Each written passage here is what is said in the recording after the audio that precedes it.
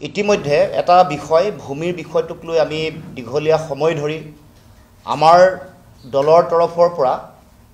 দৃষ্টিভংগী চৰকাৰৰ তেওঁলোকৰ লক্ষ্য আৰু উদ্দেশ্য কেনেকৈ খিলঞ্জীয়া জনজাতীয় ৰাইজক কেনেকৈ তেওঁলোকে এই তেওঁলোকৰ যি আগ্ৰাসী নীতি ইয়াৰ যোগেদি তেওঁলোকক কেনেকৈ প্ৰভাৱিত কৰিব খুজিছে বা কেনেকৈ মাটি কাঢ়ি ল'ব খুজিছে সেই সম্পৰ্কত দীঘলীয়াকৈ আমি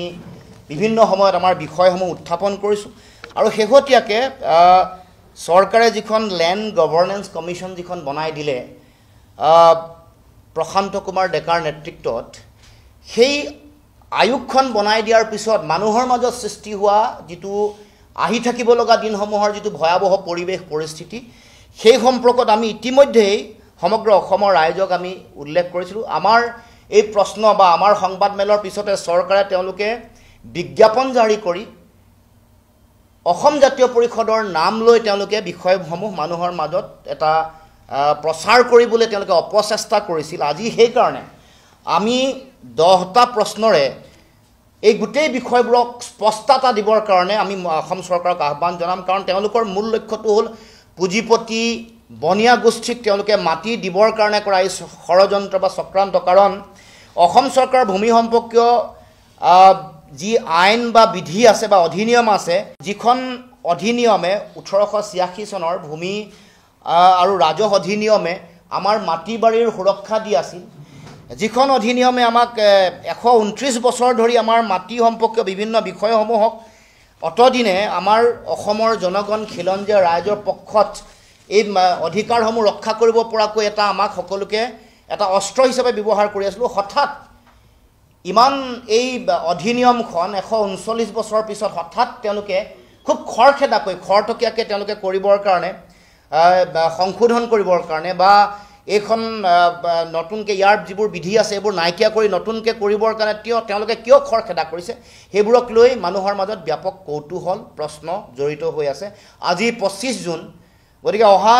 5 দিনৰ পিছতে 30 তাৰিখৰ ভিতৰতে যিটো শুনানি লোৱাৰ কথা আছিল বা যিবোৰ পৰামৰ্শ দিয়াৰ কথা আছিল যিটো revenue@gmail.com নামৰ যিটো মেইলত তেওঁলোকে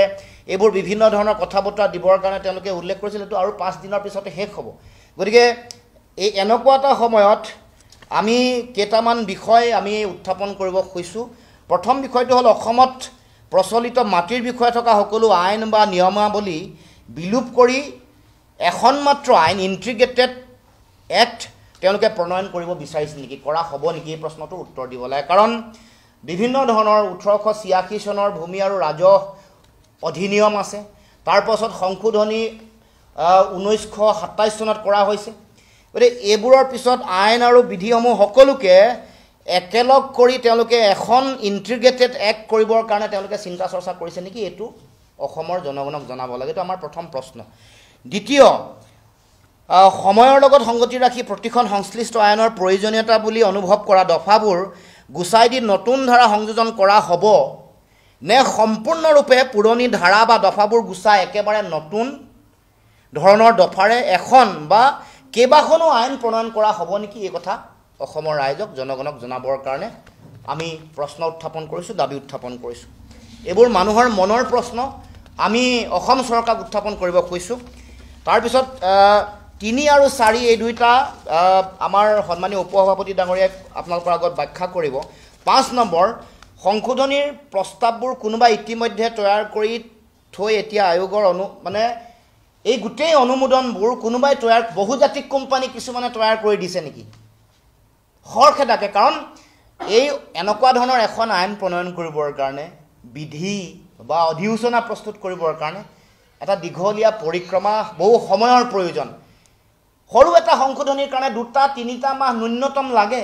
গতিকে এখন ডাঙৰ আইন এখন যদি সংশোধন কৰিব লগা হয় কাৰোবাৰ আম্বানী আদানীয়ে বনাই দিয়া আইন বা ৰামদেমৰ তেওঁলোকৰ স্বাৰ্থ পূৰণ কৰিবৰ কাৰণে এই প্ৰস্তাৱবোৰ তেওঁলোকে তৈয়াৰ কৰি ইতিমধ্যে চূড়ান্ত ৰূপৰেখা গঢ়ি তোলা বা এই গোটেই কথা বতৰাবোৰ সম্পূৰ্ণ কৰাৰ পাছত কেৱল মাত্ৰ আয়োগখনক মানুহৰ আগত ৰাখি আয়োগৰ অনুমোদন লৈ ইয়াক ন্যায়িক মৰ্যাদা দিয়াৰ কাৰণে ব্যৱস্থা কৰা হ'ব নেকি এই প্ৰশ্নৰো আমাক উত্তৰ দিব লাগে কাৰণ এইটো মানুহৰ মাজত সন্দেহ হৈছে এইটো কেৱল মাত্ৰ অনুমোদন লোৱাৰ মানে ব্যৱস্থাহে, মানে ন্যায়িক মৰ্যাদা দিয়াৰ কাৰণে যে কেৱল মাত্ৰ এই আয়োগখনক ব্যৱহাৰ কৰা হৈছে নেকি, এই কথাও আমি উত্তৰ বিচাৰিছোঁ। আয়োগৰ প্ৰতিখন সভাৰ কাৰ্যবিৱৰণী ৰাজহুৱাকৈ উপলব্ধি হ'বনে নহয়, যেনে বাতৰি কাকত বা বিজ্ঞাপন বা বিবৃতি যোগে উপলব্ধি হ'বনে নহয়, এই প্ৰশ্ন উত্থাপন কৰিব খুজিছোঁ। আয়োগৰ প্ৰতিখন সভাৰ কাৰ্যবিৱৰণী প্ৰচিডিং, তেওঁলোকৰ সভাৰ প্ৰচিডিং, সভাৰ কাৰ্যবিৱৰণীৰ প্ৰতিলিপি তথ্য জনাৰ যি আইন আছে তাৰ আধাৰত যেতিয়া আমি বিচাৰিম, সেই এই আইনৰ আধাৰত ইয়াত সংযোগ হৈ আছে নাই বা সেই আইনৰ অধীন হয়নে নহয়, তথ্য জনাৰ আইনৰ অধীন হয়নে নহয়, প্ৰতিটো কাৰ্যবিৱৰণী যেতিয়া আমি বিচাৰিম বা জনগণে বিচাৰিব, ৰাইজে বিচাৰিব, সেইটো তথ্য জনাৰ আইনৰ অধীনত পৰে নে নপৰে আমাক জনাব লাগে। আয়োগে কিবা দিহা পৰামৰ্শ যদি গ্ৰহণ কৰা নহয়, তেনেহ'লে উক্ত পৰামৰ্শ কিয় গ্ৰহণ কৰা নহ'ল তাক সভাৰ কাৰ্যবিৱৰণীত যুক্তি সহকাৰে স্পীকিং অৰ্ডাৰত লিপিবদ্ধ কৰা হ'বনে নহয়। যদি কোনোবাই আমি দিয়া পৰামৰ্শ এটা যদি গ্ৰহণ কৰা নহ'ল,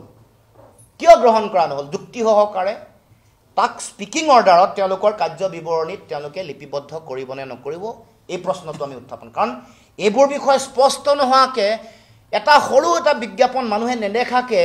অকণমান বিজ্ঞাপন এটা দি দিব, সৰু এটা বিজ্ঞাপন দি খৰখেদাকৈ, আগতে ইয়াৰ দিন তেওঁলোকে মে'ৰ 31 তাৰিখ আছিল, আমি ছেপ্টেম্বৰ 30 তাৰিখলৈকে দাবী উত্থাপন কৰিছিলোঁ। ইয়াৰ যিটো মানুহে দিয়া দিহা পৰামৰ্শ, মানুহৰ বিভিন্ন ধৰণৰ তেওঁলোকে ইমেইল যোগে দিয়া পৰামৰ্শ গ্ৰহণ কৰাৰ তাৰিখ 30 ছেপ্টেম্বৰলৈকে বঢ়াবৰ কাৰণে দাবী উত্থাপন কৰিছিলোঁ, নবঢ়াই 30 জুন তেওঁলোকে কৰিলে। কৰাৰ পাছতো এই কথাবোৰ মানুহৰ মনলৈ আহিছে, প্ৰশ্নবোৰ আহিছে। 8 আৰু 9 এই দুয়োটা বিষয়ো আমাৰ উপসভাপতি আপোনালোকৰ মাজত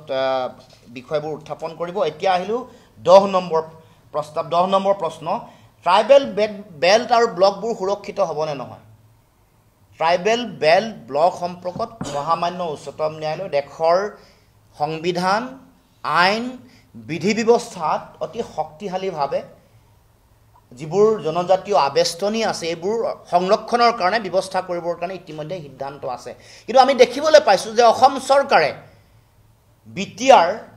বড়ো স্বায়ত্তশাসিত পৰিষদৰ অঞ্চলসমূহত ইতিমধ্যে মাটি অধিগ্ৰহণ কৰিবৰ কাৰণে তেওঁলোকে সিদ্ধান্ত গ্ৰহণ কৰিছিল। প্ৰতিবাদ আৰু আমাৰ সংবাদমেলক তেওঁলোকে সংবাদমেলৰ পিছত আমি দেখিলোঁ যে অসমৰ মুখ্যমন্ত্ৰীয়ে এতিয়া মাটি নলওঁ বুলি কৈছে। আমি বড়ো ভূমিৰ মাটি নলয় আমি বুজি পালোঁ। এতিয়া ডিমা হাছাও স্বায়ত্তশাসিত পৰিষদ আৰু কাৰ্বি আংলং স্বায়ত্তশাসিত পৰিষদৰ সম্পৰ্কত তেওঁলোকৰ স্থিতি কি, তাত থকা জনজাতীয় মানুহৰ তেওঁলোকৰ ভূমি আৰু তেওঁলোকৰ মাটিৰ ভৱিষ্যত সম্পৰ্কত আমাৰ প্ৰশ্ন স্পষ্ট যে তেওঁলোকে কি কৰিব খুজিছে।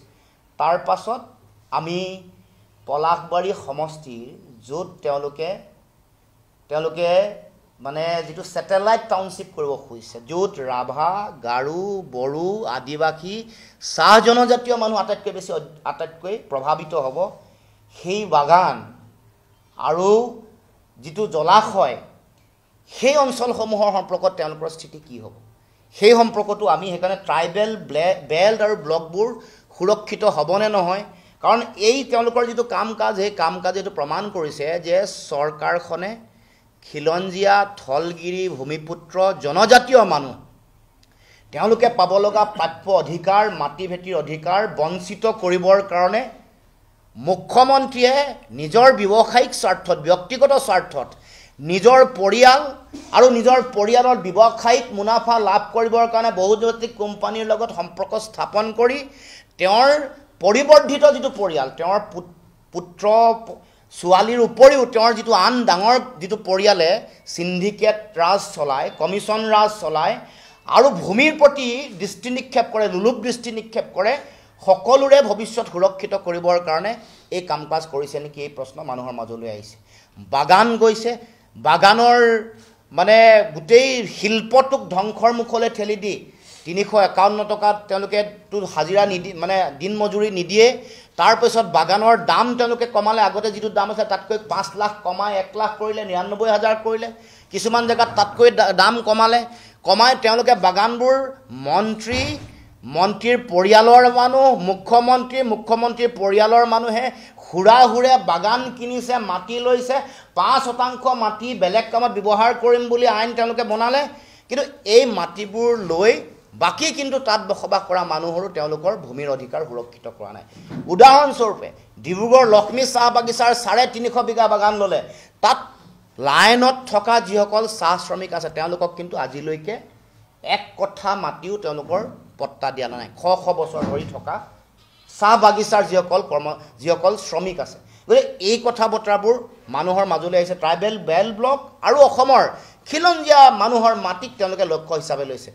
বান আৰু গৰাখহনীয়াত আক্ৰান্ত হোৱা মানুহ যি ভূমিহীন হৈ আছে, শেহতীয়াকৈ কৰ্দৈগুৰিত 25টা পৰিয়াল, মৰাণ জনগোষ্ঠীয় পৰিয়ালে এতিয়া তেওঁলোকে চৰকাৰী বিভিন্ন অনুষ্ঠানত থাকিব লগা হৈছে। মাটি সম্পূৰ্ণৰূপে গ'ল, সমূলঞ্চে গ'ল। হৰিশংকৰ ব্ৰহ্মৰ প্ৰতিবেদন মতে 6 লাখ ভূমিহীন পৰিয়াল আছে। দুগৰাকী মন্ত্ৰীয়ে বিধানসভাত দিয়া প্ৰতিবেদন মৰ্মে এগৰাকীয়ে 5,37,000 আৰু এগৰাকীয়ে দিয়া প্ৰতিবেদন মৰ্মে 5,67,000 পৰিয়াল আজিও ভূমিহীন পৰিয়াল অসমত আছে, বান আৰু গৰাখহনীয়াত আক্ৰান্ত হোৱা খিলঞ্জীয়া মানুহ। তাৰমানে সেইসকল মানুহক সংস্থাপন নিদি এতিয়া আমাৰ মাটি ভেটি আদানী আৰু ৰামদেৱক অৰ্পণ কৰিবৰ কাৰণে কুটকৌশল ৰচনা কৰিছে মুখ্যমন্ত্ৰীৰ পত্নী আৰু পৰিয়ালে মাটি ল'বৰ কাৰণে। মাটি কাৰ্বি আংলং, ডিমা হাছাও আৰু বড়োভূমিত তেওঁলোকে ইতিমধ্যে বহু সময় মানুহে ভবা নাছিল যে এখনে, তেওঁলোকে ভাবি আছিল বিশেষকৈ তাৰ যিহেতু কাউন্সিলসমূহ তেওঁলোকৰ লগত আছিল, তেওঁলোকে ভাবিছিলে যে তাত তেওঁলোকে মাটি অধিগ্ৰহণ কৰিলেও কোনো ধৰণৰ বিৰোধ নহ'ব কমন মানুহৰ। কিন্তু যেতিয়াই বিৰোধ হ'ল তেতিয়াই মুখ্যমন্ত্ৰীয়ে বড়োভূমিত তেওঁলোকে নকৰোঁ বুলি ক'বলৈ বাধ্য হৈছে বা জনগণৰ সংক্ষোভ দেখি, কাৰণ বিটিআৰ নিৰ্বাচন সমাগত, বৰ বেছি দিন নাই। গতিকে বিটিআৰ সম্পৰ্কত ষ্টেটমেণ্ট দিছে। তাৰ পাছত দ্বিতীয় ডিমা হাছাও সম্পৰ্কতো তেওঁ কিবা এটা ষ্টেটমেণ্ট দিয়া দেখিবলৈ পাইছে। কিন্তু তাতো তেওঁলোকে ইতিমধ্যেতো মাটি দিয়া কাম আৰম্ভ কৰিছে। ডিমা হাছাত আৰম্ভ কৰিলে তেওঁ কিয় দিয়া নাই বুলি যদি কয় যে কাৰ্বি আংলঙত নাই দিয়া, কাৰণ কাৰ্বি আংলঙৰ CMৰ লগত মুখ্যমন্ত্ৰী অতি ঘনিষ্ঠ সম্পৰ্ক। গতিকে ভাবিছে যে ইয়াত চলি যাব আৰু ইয়াত তেওঁ কণ্ট্ৰল কৰি ল'ব পাৰিব। কিন্তু যি আমি জনজাগৰণ দেখিছোঁ, আমি পলাশবাৰীত যোৱা 2টা দিনৰ আগত যিমান বিশাল হাজাৰ বিজাৰ মানুহ ওলাই আহিছে, কাইলৈ পৰহিলৈ কাৰ্বি আংলং আৰু ডিমা হাছাওতো ব্যাপক গণ অভ্যুত্থান হ'ব, গণ আন্দোলন হ'ব। কাৰণ মাটি থাকিলেহে জাতি থাকিব। গতিকে তেওঁলোকৰ জনজাতি বিৰোধী চৰকাৰৰ যিটো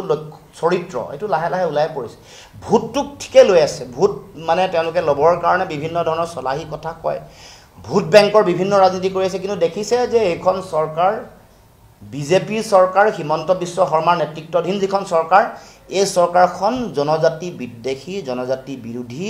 লক্ষ্য বেলেগ একো নহয়। জনজাতীয় ৰাইজৰ যিবোৰ 6 শিডিউল এৰিয়াত এনেও এনেকৈ মাটি বেদখল বা অধিগ্ৰহণ কৰিব নোৱাৰে, তাতো তেওঁলোকে লক্ষ্য হিচাপে লৈ যেতিয়া আম্বানী, আদানী বা ৰামদেৱক সন্তুষ্ট কৰিব খুজিছে, তেতিয়াহ'লে এইটো কথা নিশ্চিত যে মুখ্যমন্ত্ৰীৰ লোলুপ দৃষ্টি এইবাৰ জনজাতীয় ৰাইজৰ মাটিৰ ওপৰত। আমাৰ মাটিৰ অধিকাৰ সুৰক্ষিত হ'ব লাগে। অসম চুক্তিৰ 6 নম্বৰ দফাই এই কথা কৈছিল। স্পষ্ট ৰূপত ভূমিৰ এটা সুকীয়া শিতান আছে, তাত বিধি ব্যৱস্থা কি ল'ব লাগে সেই সম্পৰ্কত স্পষ্ট ৰূপত তেওঁলোকে, আনকি আইনৰ বিভিন্ন ধৰণৰ দফা সন্নিৱিষ্ট কৰিও তেওঁলোকে এই কথাবোৰ তেওঁলোকে উল্লেখ কৰিছে। বা ভূমি সম্পৰ্কত তেওঁলোকে হৰিশংকৰ ব্ৰহ্মৰ এখন কমিটি বনাইছিলে, সেইখনৰ প্ৰতিবেদন গ্ৰহণো নকৰিলে, কাৰ্যকৰীও নকৰিলে।